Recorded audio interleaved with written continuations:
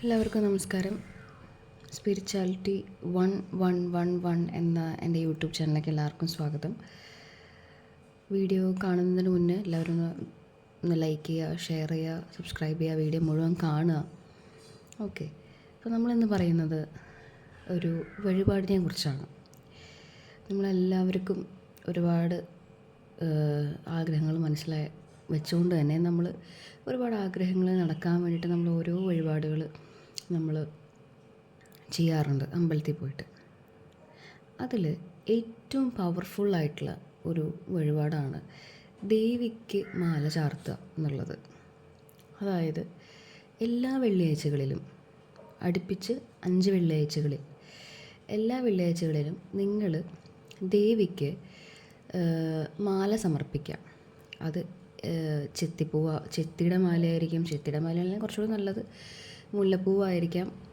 എന്താണോ നിങ്ങൾക്ക് അവൈലബിൾ ആയിട്ടുള്ളത്, തുളസി മാല ആയിരിക്കും. അത് നിങ്ങൾ ദേവിക്ക് 5 വെള്ളിയാഴ്ച രാവിലെ ആയിക്കോട്ടെ വൈകിട്ടായിക്കോട്ടെ, സന്ധ്യയ്ക്ക് ദീപാരാധന കഴിഞ്ഞാൽ പിന്നെ അത് പിറ്റേ ദിവസത്തേക്കാണ് എടുക്കുക. അപ്പോൾ കഴിയുന്നതും രാവിലെ തന്നെ ചെയ്യാനായിട്ട് ശ്രമിക്കുക. 5 വെള്ളിയാഴ്ച മുടങ്ങാതെ അത് ദേവിക്ക് കൊടുക്കുക. ഒരു വാഴയിലയിൽ, ഒരു ചെറിയൊരു ഇലയിൽ വെച്ചിട്ട് കൊടുക്കുക. അപ്പം നമുക്ക് പോകാൻ സാധിച്ചില്ലെങ്കിൽ, ഇപ്പോൾ സ്ത്രീകൾക്കിപ്പം ആർത്തവം അങ്ങനത്തെ കാര്യങ്ങളൊക്കെ വരുമ്പോൾ നമുക്ക് പോകാൻ സാധിക്കത്തില്ലെങ്കിൽ നമ്മളെ വിചാരിച്ചുകൊണ്ട് നമ്മുടെ വീട്ടുകാരെ ആരെങ്കിലും അത് ചെയ്യാനായിട്ട് ഏൽപ്പിക്കുക. ഓക്കെ, അപ്പോൾ അത് മുടങ്ങരുത്. 5 വെള്ളിയാഴ്ച ഇപ്പോൾ മുടങ്ങിക്കഴിഞ്ഞ് 3-ാമത്തെ വെള്ളിയാഴ്ച മുടങ്ങിയാൽ അത് അടുത്ത വെള്ളിയാഴ്ച ആദ്യം തുടങ്ങാം. ആർത്തവ സമയത്താണെങ്കിൽ, മെൻസ്ട്രേഷൻ ടൈമിൻ്റെ സമയത്താണെങ്കിൽ, ആ പീരീഡ്സിൻ്റെ സമയത്താണെങ്കിൽ വീട്ടുകാർ ആരെങ്കിലും വിടാനായിട്ട് നോക്കുക.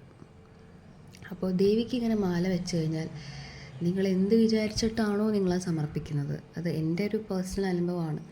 നമ്മളത് വിചാരിച്ച കാര്യം 6-ാമത്തെ വെള്ളിയാഴ്ച ആകുമ്പോഴത്തേനും അല്ലെങ്കിൽ 5-ാമത്തെ വെള്ളിയാഴ്ച ആകുമ്പോഴത്തേനും നിങ്ങൾക്ക് അതിന് റിസൾട്ട് കിട്ടും. അത് വളരെ വളരെ അനുഭവം ഉള്ളൊരു കാര്യമാണ്.